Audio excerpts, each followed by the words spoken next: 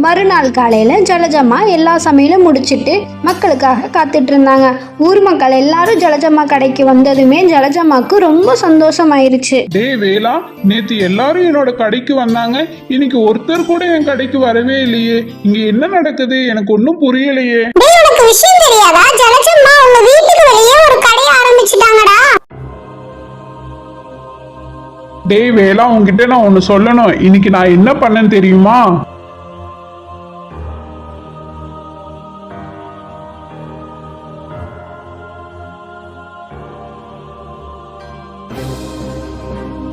இந்நேரம் சாப்பிட்றவங்க எல்லாம் என்ன ஆக போறாங்களோ. என்ன காரியம் பண்ணிட்ட? உன்னோட மனைவியும் குழந்தையும் நாங்க பார்த்தேன்டா.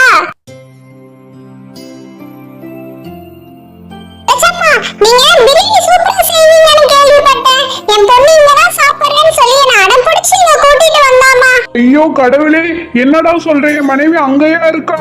தங்கமணியும் தங்கக்குட்டியும் பிரியாணி சாப்பிடறதுக்காக ரெடியா இருந்தாங்க. குட்டிமா, உனக்கு என்ன வேணுமோ எல்லாம் வாங்கி சாப்பிடு, சரியா?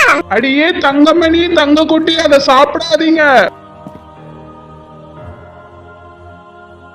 தங்கக்குட்டி, நீ அதை சாப்பிட்டியோட கண்ணா?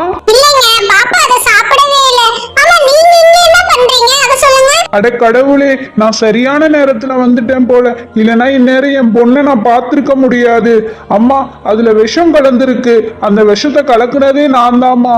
உங்க கூட போட்டி போடுறதுக்காக என்ன பண்றதுன்னே தெரியாம அதுல நான் விஷம் கலந்துட்டேன். அன்னைக்கு உங்க கடை தீப்பிடிச்சு எரிஞ்சதுக்கு காரணம் நான் தாம்மா. என்னை மன்னிச்சிருங்கம்மா, தயவு செஞ்சு. என்ன தம்பி சொல்றீங்க? என்னோட கடை தீப்பிடிச்சு எரிஞ்சதுக்கு காரணம் நீங்க தானா? எதுக்காக இப்படி பண்ணீங்க? என்னாச்சு உங்களுக்கு? அம்மா ஜலஜம்மா, என்னோட கணவர் செஞ்ச தப்புக்கு நான் உங்ககிட்ட மன்னிப்பு கேட்டுக்கிறேன். அம்மா, என்னை தயவு செஞ்சு மன்னிச்சிருங்கம்மா.